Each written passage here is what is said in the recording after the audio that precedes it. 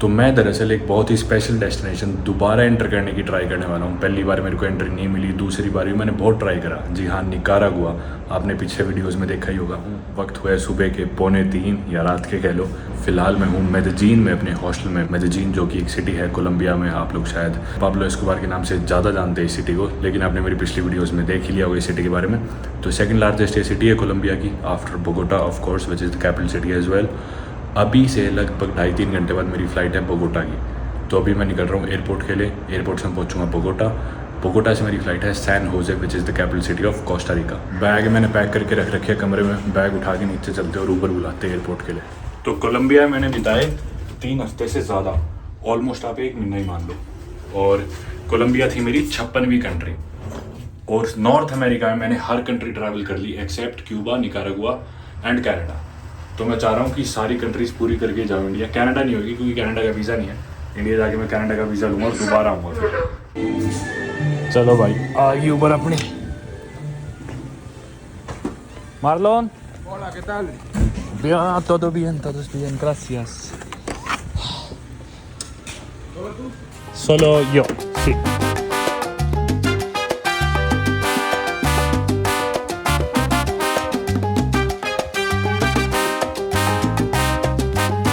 बहुत confusing airport है भाई, कुछ समझ में ही नहीं आने लग रहा। 100 से ज़्यादा एयरपोर्ट चला, 100 तो नहीं, खैर 100 के करीब एयरपोर्ट तो पर मैं चला गया हूँ अभी। हो सकता है 100 भी होगा, पता ही नहीं। लेकिन अवियांक एयरलाइन का काउंटर का है, कहीं डोमेस्टिक डिपार्चर है, वहीं पे फिर इंटरनेशनल शुरू हो जाएंगे। गेट 2 से अपनी फ़्लाइट।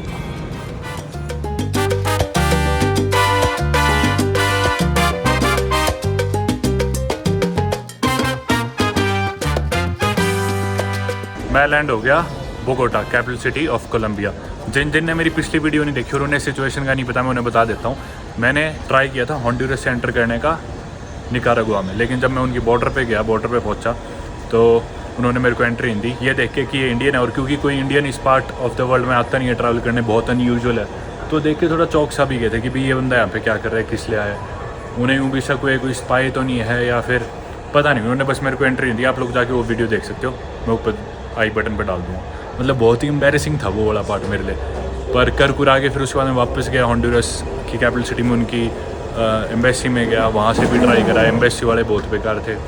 मतलब इतना परेशान हुआ ना मैं एंट्री लेने के निकारागुआ में, और पता नहीं कब मैं दोबारा हूँ अब इस पार्ट ऑफ द वर्ल्ड में। तो मैं सोच रहा हूँ सारी कंट्रीज निपटा के जाऊँ, तो इसलिए मैं एक और बार ट्राई कर रहा हूँ। मैंने उन्हें ईमेल लिखी, ईमेल्स के कोई जवाब नहीं।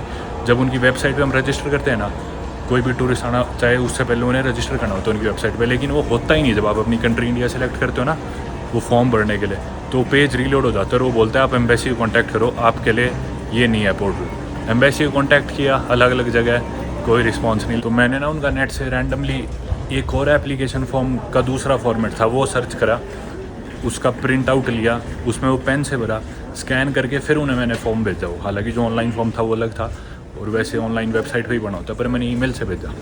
उससे पहले मैंने उन्हें बिना फॉर्म के भी कई ईमेल्स लिखी, पर फाइनली जब मैंने फॉर्म भेजा ना, तो मेरा रिप्लाई आ गया ईमेल का कि आपकी एंट्री अप्रूव होगी, आप जा सकते हैं। अब लेकिन पता नहीं घुसने देंगे या नहीं घुसने देंगे, कि दोबारा क्या ड्रामे होंगे। और बहुत लंबा सफ़र है। अभी मैं आया मेदेजीन से बोगोटा, बोगोटा से मेरे को जाना है सैन होजे, जो कि कोस्टा रिका की कैपिटल है। सैन होजे में कुछ घंटे बिताऊँगा, वहाँ पे हॉस्टल बुक किया है। फिर रात को ही निकलूँगा, 3 बजे की बस है सैन होजे से मेरी मनागुआ, जो कैपिटल सिटी है निकारागुआ। टीका बस नाम से एक बस की कंपनी है, वो बस कराई है मैंने सैन होजे से मनागुआ, मतलब कोस्टा रिका कैपिटल सिटी से मनागुआ की कैपिटल सिटी। और अब की बार मैंने एक गलती नहीं करी। पिछली बार मैं रात को चला था होंडुरस से, जिसकी वजह से हम बॉर्डर पे फंस के रह गया था। वो बहुत अनसेफ था वो, और ना कोई होटल वगैरह कुछ था, ना मेरा फ़ोन काम कर रहा था, ना कैश था। तो मेरे को ज़मीन पे इमिग्रेशन ऑफिस में सोना पड़ा था और बहुत रिस्की था। कोई वहाँ पे गार्ड वगैरह कुछ नहीं था, लोग भी आ रहे थे। और एक लोकल ने मुझे भी कहा था कि लूट पाट हो जाएगी, इसलिए मैं 3 बजे चलूँगा सुबह के कोस्टा रिका से, ताकि कोई परेशानी भी हो तो मेरे पास पूरा दिन है। क्योंकि रास्ते में बॉर्डर पहुँच जाएंगे मेरे ख्याल सुबह के 6, 7, 8 बजे निकारागुआ की बॉर्डर। अगर उन्होंने एंट्री नहीं दिया, कोई भी हड़बड़ी होगी बॉर्डर पर, तो मैं वापस लौट सकता हूँ या फिर सेफली सुबह का टाइम ठीक रहेगा। एक चीज़ मैं बतानी भूल गया था, मेदेजीन में मैं जिस एयरपोर्ट से चला था ना, वो जो एयरपोर्ट है ना, वो एक्चुअली रियो नेग्रो में लोकेटेड है, जिस एयरपोर्ट से मैं आया था मेदेजीन के। और रियो नेग्रो में ही पाब्लो एस्कोबार का जन्म हुआ था। मैं पीछे बताना भूल गया था, बाद दिमाग ख़राब चल रहा था। मेरे फ़ोन का सिम कार्ड भी काम नहीं कर रहा, पता नहीं है आईफोन बहुत ज़्यादा ओवर हाइप्ड है। बस इसका कैमरा अच्छा है सिर्फ इसलिए मैं यूज़ करता हूँ, वरना मैं कभी यूज़ ना करूँ। मेरे 2 ई सिम है, एक इंडिया का एक कोलंबिया का, दोनों ई सिम में नेटवर्क नहीं आने लगा, पता नहीं क्या दिक्कत होगी। सब कुछ कर दिया रीसेट वगैरह। अब या तो कोस्टा रिका जाके एप्पल स्टोर में दिखाऊंगा। सुबह के 6:40 हो चुके और अगली फ़्लाइट है मेरी 7:45 की शायद। बोर्डिंग टाइम है 6:45 का, तो ज़्यादा वक्त नहीं है। बैग मेरे को मेरे ख्याल डायरेक्टली वहीं मिलेगा, सैन होजे कोस्टा रिका में ही। मैंने पूछा नहीं था पर बैग टैग पे लिखा हुआ है। ये रहा कनेक्शंस बोगोटा एयरपोर्ट का। भाई ये क्या हाल है, इतनी भीड़, इस हिसाब से तो फ़्लाइट छूट जाएगी मेरी। भीड़ देखना, हे भगवान, मर गया रे। अरे यार, मेरी फ़्लाइट की बोर्डिंग स्टार्ट हो चुकी है टाइम के हिसाब से, और इमिग्रेशन की लाइन इतनी लंबी है कि 1 घंटा इमिग्रेशन में लगेगा। इतने देर में तो मेरी फ़्लाइट उड़ ही लेगी। तो मैं यहाँ पे इनके काउंटर पे आऊँ, वियांका वालों पे के, और इन्हें मैंने सिचुएशन समझाई क्या हो सकता है, पूछते हैं। इन्होंने पासपोर्ट और बोर्डिंग पास ले लिया मेरा, पता नहीं क्या करने लग रहा है। भाई अच्छे पागल है, 5-10 मिनट ख़राब कर दी और बोल रहे यू हैव टू रन, छुट्टे के हिसाब से। तो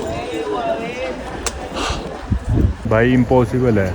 मैंने गार्ड वगैरह सिक्योरिटी सबसे बात कर ली, भाई मेरे को जाने दो, सब ने मना कर दिया और बोले इम्पॉसिबल है, दूसरी लाइन से ही भेज देंगे तो भी नंबर नहीं आया, तो भी 1 घंटा लगेगा। जो छोटी लाइन थी अपाइज वाली, ये देख लो भाई, भीड़ इम्पॉसिबल है भाई। मजाक चल रहा है भाई ये तो। 1 घंटा भी गलत बोल गया वो, इसमें तो 2-3 घंटे लगेंगे। बोर्डिंग स्टार्ट हो चुकी। डायरेक्ट फ़्लाइट ही लेनी थी यार, इससे बढ़िया कल की मिल रही थी, धक्के ही फंस गया अब।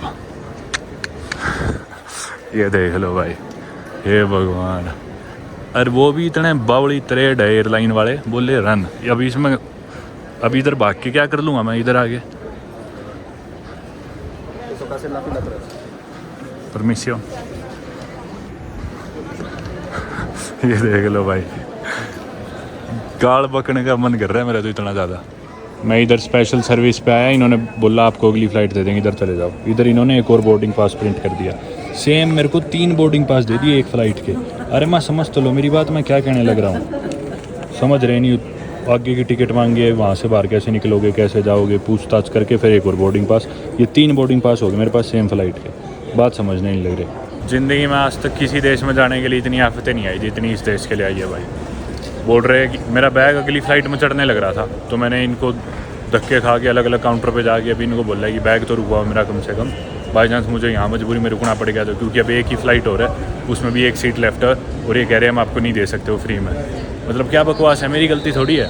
मैंने तो डायरेक्ट फ़्लाइट बुक करी थी कि भी मेदेजीन से सैन हो जाएगी, उसमें एक ले ओवर था ये बोगोटा में, मेरे को फ़्लाइट चेंज करनी थी। अब क्योंकि ये तो डोमेस्टिक था मेदेजीन से बोगोटा तक का, बोगोटा से सैन होजे का इंटरनेशनल है, तो मेरे को इमिग्रेशन पार करनी पड़ेगी ऑब्वियसली, जाहिर सी बात है। लेकिन फ़्लाइट यहाँ पे लैंड हुई है 6:35 पे, और 6:45 पे अगली फ़्लाइट की बोर्डिंग स्टार्ट है, जिसमें से मैंने 2-3 मिनट वीडियो बनाने में लगाई है, उसके अलावा मैं भाग ही रहा था सारा टाइम। अब इमिग्रेशन में 2-2.5 घंटे मिनिमम लगेंगे लाइन में मैं खड़ा हूँ, तो वो फ़्लाइट मेरी छूट नहीं है, ऑब्वियस सी बात है। अब इसमें मेरी गलती थोड़ी है कि मैंने जो फ़्लाइट बुक कराई, तुमने मेरे को इतना कम टाइम दिया बोर्ड करने के लिए अगली फ़्लाइट के लिए। तुम ज़्यादा टाइम रखते भाई, तुम्हें पता है कि भी एयरपोर्ट पे इतनी भीड़ होती है, तो या तो मैंने अलग से दोनों टिकट बुक कराई, क्योंकि एक फ़्लाइट मैंने यहाँ तक की कराई, अगली फ़्लाइट मैंने खुद से कराई हो। मैंने तो मेदेजीन से सैन होजे की फ़्लाइट बुक कराई है सीधा, जिसमें तुमने दिखाया कि एक कनेक्शन है, आपको फ़्लाइट चेंज करना। तो ये एयरलाइन की तरफ से गलती है, मेरी तरफ से गलती नहीं है। पर देखो अब क्या होता है। कह रही है 30 मिनट रुको, आपका बैग रुकवाती हूँ, बैग मंगवाती हूँ, फ़्लाइट उड़ जाएगी 20-25 मिनट में। और अगर मैं इमिग्रेशन पे गया तो 2 घंटे लगेंगे, उसके बाद सिक्योरिटी वगैरह 3 घंटे में मैं पहुँचूँगा, और फ्लाइट को जाए हुए 2.5 घंटे हो चुके होंगे अगर मैं जाऊँगा तो उस प्रोसेस में। देखो अब क्या होता है, एक बार बैग लेता हूँ फिर दोबारा इनसे बात करूँगा। मैं जाता है इनके काउंटर पर हर बार इंग्लिश में बात करता, इनके समझ में नहीं आती, पर हाँ ऐसे भर देती जैसे कि सब कुछ समझ में आ गया इन्हें। हाँ बिल्कुल, मेरी सारी डिटेल चेक करती, एंड में मेरे को ये सेम बोर्डिंग पास निकाल के दे देती। ये देखो, अरे भाई इतना माथा क्यों मार रहे हो, मेरी बात तो सुन लो, समझ लो। ये तो चलो पिछला बोर्डिंग पास है, आप ये देखो 3 बारी सेम बोर्डिंग पास मेरे को प्रिंट करके दिया, जबकि मैं पूरी सिचुएशन 3 बार समझा चुका।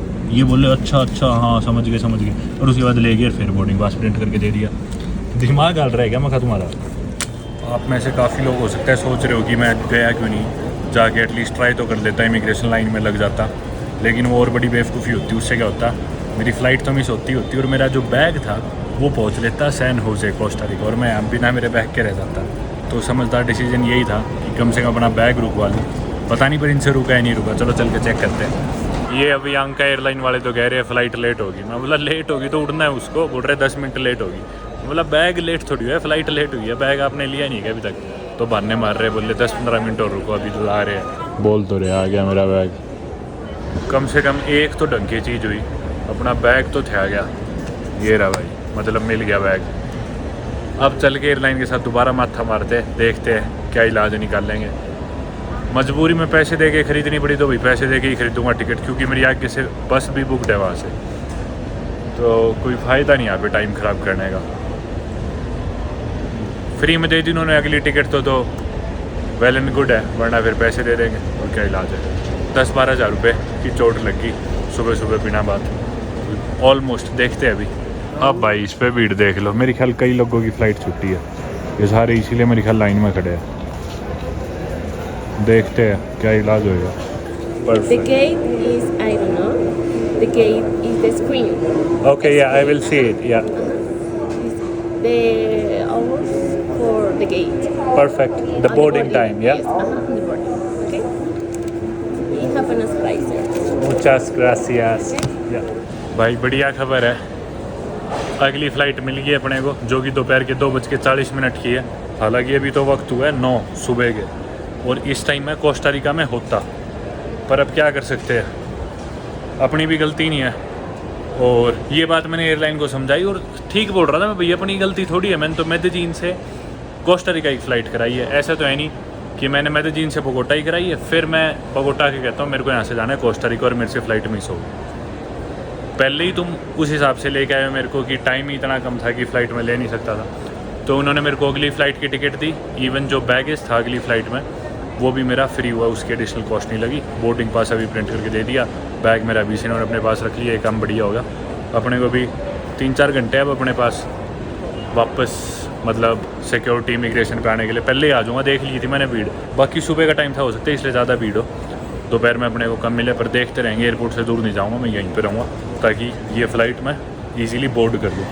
और अब अपनी बस भी नहीं छूटेगी जो रात को निकारागुआ की बस अपने को लेनी थी, क्योंकि आज में पहुंच जाएंगे। बस दिक्कत यह है कि आराम नहीं कर पाया, रात को सो नहीं पाया था, क्योंकि 2 बजे मैं निकला था हॉस्टल से, 2-2:30 बजे, तो 1-1:30 बजे पैकिंग और तैयार होना शुरू कर दिया था। थोड़ी सी देरी सोया था, और अब आज का पूरा दिन भी निकल जाएगा, फिर वो बस लेके बॉर्डर वाला पार्ट भी निकलेगा। तो यही है, अब क्या कर सकते हैं। ये मेरे को जो उन्होंने बैगेज दिया उसकी रिसीट देखो, 0 कोलंबियन पैसो, कोई पैसे नहीं लगे अपने इसके। और ये अपना नया बोर्डिंग पास आ गया, 1:40 से बोर्डिंग स्टार्ट है। पुराने बोर्डिंग पास वो बोल रहे थे फेंक देगा, मैं बोला ना दे दो मेरे को, याद रहेंगे। 3-3 बोर्डिंग पास निकाल के दिए थे किसी एयरलाइन ने। 10:15 हुए सुबह की, और अब देखो लाइन एकदम गायब। इमिग्रेशन की लाइन कितनी लंबी थी है ना 3 घंटे पहले, अब एकदम ही गायब, कोई भी नहीं है। वहाँ तक बिल्कुल आगे तक थी। चलो जाके अंदर सिक्योरिटी करा के पहले ही बैठ जाता हूँ। बोर्डिंग पास तो दे ही दिया उन्होंने, बाहर बैठ के क्या करूँगा। इतनी भयंकर सख्ताई थी भाई सिक्योरिटी पे, मतलब थोड़ा भी लिक्विड नहीं लेके जाने दे रहे थे। वैसे तो 100 ml लिक्विड अलाउड होता है फ़्लाइट में, तो मैंने पानी की बोतल खाली कर दी, उसमें इतना सा पानी बच गया, तो भी मेरी बोतल निकाल कर फेंक दी सीधा। पर इमिग्रेशन होगी बहुत स्मूथ थी इमिग्रेशन तो, और सिक्योरिटी भी, क्योंकि आपको पता है कोलंबिया बदनाम है ड्रग्स के लिए और नशे के लिए। लोग यहाँ से कोकेन वगैरह लेके जाते होंगे, तो ताकि वो स्मगल ना हो इसलिए ज़्यादा सख्ताई रखते होंगे। तो ये भी अपनी ड्यूटी कर रहे, पर बहुत ही सख्ताई थी भाई। और भी एक खाली बोतल मिल गई मेरे बैग में दवाई की, वो मैं बोला फेंक दो, बोले नहीं इसकी प्रिस्क्रिप्शन दिखाओ। वो तो वैसे मेरे पास थी, पुरानी पड़ी थी कोई, तो मैंने दिखा दिया। बोले तो अलग वो है, मैं बोला ये हर उसी ज़रूरी थोड़ी उसी कंपनी के वो मिले,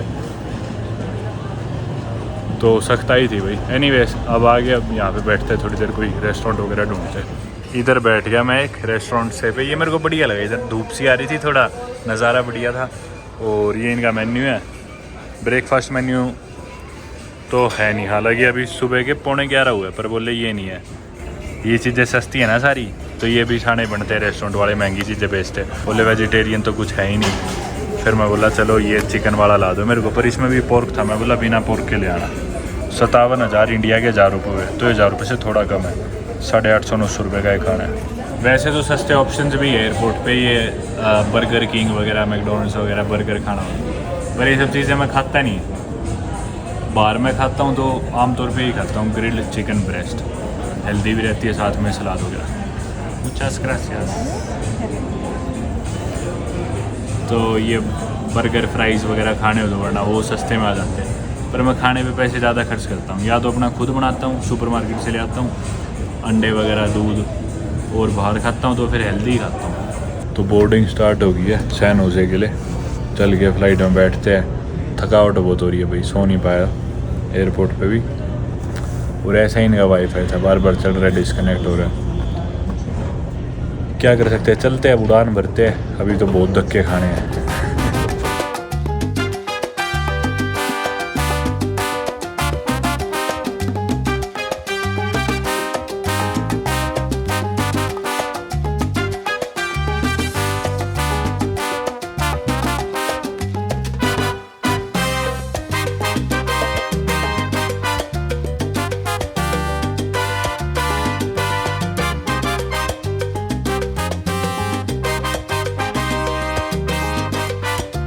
फ्लाइट में बैठते ही आँख लगी थी, और जब लैंड हुई ना, लैंड होने से थोड़ी सी पहले बीच बीच में थोड़ी सी आँख खुल रही थी, लेकिन इतने बादल थे, बारिश होने लग रही थी, तो बादलों के ऊपर से जा रहे थे एकदम ऐसे, प्लेन इतना भयंकर हिलने लग रहा था, टर्बुलेंस बहुत ज़्यादा होने लग रही थी। एनीवेज लैंड हो गए, इमिग्रेशन होगी, मेरे को इन्होंने ट्रांजिट वीज़ा दिया है। मैंने कहा था क्योंकि मेरी बस है, अब मेरे को धोखा लग रहा है, बाई चांस बस मिस हो गया, कुछ हो गया, ट्रांजिट वीज़ा 2 ही दिन का शायद हो, तो मेरे को नॉर्मल वीज़ा लेना चाहिए था ही ना।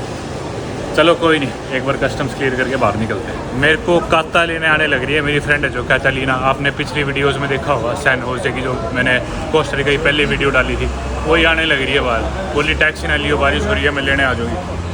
तो उसने धक्का किया और मेरे ख्याल पहुँच गई ऑलमोस्ट। ये है भाई टर्मिनल, जगह जगह टैक्सी वाले खूब सारे।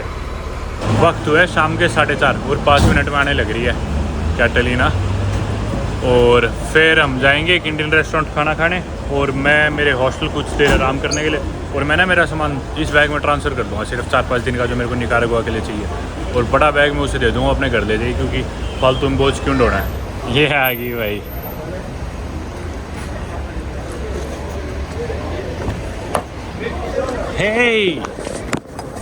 एयरपोर्ट पे मेरे को काता लेने आ गई थी, और मतलब हर बारी ना इतने एक्स्ट्रा एफर्ट्स डाल देती है, मेरे को इतनी खुद को शर्म आती है। पिछली बारी मेरे को लेने आई, छोड़ के गई, और पिछली बार तो मेरा होटल भी करा दी था, हर जगह मेरे को घुमा रही थी। अब की बार मैंने सीधा कहा था कुछ ना करियो, और खाना खाने जाएंगे तो पैसे मैं दूंगा, तो ही मैं खाना खाने जाऊँगा, और लेने भी मत आइयो मेरे को एयरपोर्ट पे। पर इसने धक्का किया, बोली बारिश हो रही है, ये वो, कहाँ टैक्सी ढूंढेगा, मेरे रास्ते में है, मैं काम से आ रही होंगी। तो फिर मैं बोला चल ठीक है आई जा। लेकिन अभी हम खाना खाने जा रहे हैं, और San Jose capital city Costa Rica की मैं हूँ, काफ़ी ही खूबसूरत है। बाकी कोस्टा रिका पूरा भरा हुआ है रेन फॉरेस्ट से और बायोडाइवर्सिटी से। पिछली वीडियो आपने देखी तो उसमें मैंने सारी चीज़ें बता रखी है, अब मैं दोबारा सारी चीज़ें बोलना नहीं चाह रहा, एक तो थका हुआ भी बहुत हूँ, और ऑलरेडी सारी चीज़ें मैंने बता रखी है। तो कोस्टा रिका वाली वीडियो आप जाके देख लेना, उसमें मैंने सब कुछ बता रखा है। वैसे इनका ड्राई सीजन चल रहा है, बारिश होने का कोई तुक बनता नहीं है, 2 ही सीज़न होते हैं इधर, ड्राई और वेट सीजन इनका जा चुका, इन दिनों बारिश होती नहीं है, पर होती है, लेकिन ऊपर रेन फॉरेस्ट में, पहाड़ों में ऊपर जाते हैं तो सैन होजे में नहीं होती यूजुअली। पर एनीवेज भीड़ है थोड़ी सी, और देख सकते हो आप रास्ता, मतलब बहुत खूबसूरत है शहर। पिछली बार भी मैं ज़्यादा टाइम नहीं बिता पाया था कोस्टा रिका में, अब की बारी भी मेरे को बस लेनी है, कल वापस आते निकारागुआ से, तब देखते हैं कोई और चीज़ इधर एक्सप्लोर कर पाए तो। अब आ गए हम खाना खाने इंडियन रेस्टोरेंट पे, ये रहा, ताजमहल नाम से है ये। This place is Escazú, right? Escazú. Escazú, okay. Have you been here before? और मोर की आवाज आ रही थी। बेंगा भाई देखो कितनी नज़दीक से मोर, बहुत टाइम बाद देखे यार। इंडिया में मैं हिसार में रहता था ना, तो यूनिवर्सिटी में रहते थे हम, हरियाणा एग्रीकल्चर यूनिवर्सिटी, तो बहुत मोर आते थे, सारा दिन हमारे घर में ही बैठे रहते थे। पर अब कई साल हो गए उन बातों को, बहुत टाइम बाद इतनी नज़दीक से मोर देखा है। महंगा, महंगा मीन्स कम। Where are you from? India. India में किधर से? देहरादून सारे शेफ मोस्टली उत्तराखंड के होते हैं ना, जहाँ भी जाओ सारे इंडियन शेफ उत्तराखंड के मोस्टली बढ़िया सारे। I think I will go with chicken tikka masala. बाहर यही है अपना गार्लिक बटर नान ले लो और चिकन टिक्का मसाला, यही ट्रस्टेड ऑप्शन है, जबकि अपने इंडिया में इतने कॉमन नहीं है, पर बाहर आमतौर पे यही ठीक मिलता है। ये भाई आ गई मैंगो लस्सी मेरी, ये तरह तरह की चटनियाँ ले आए।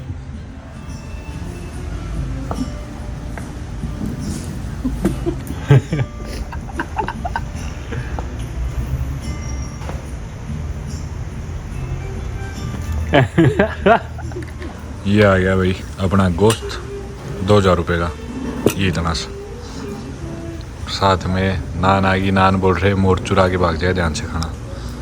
2 नान मंगा ली मैंने, तो एक में ही सपड़ा जाएगा ये तो ये आया भाई बिल, आप देख सकते हो 45,000 कोस्टारिकन कोलोन, जो कि अपने इंडिया के बनते हैं 6,500 रुपये 2 जनों के खाने के, जिसमें 3 रोटी थी, 2 तरी थी, 1 लस्सी और एक ये कोई और ड्रिंक सी थी।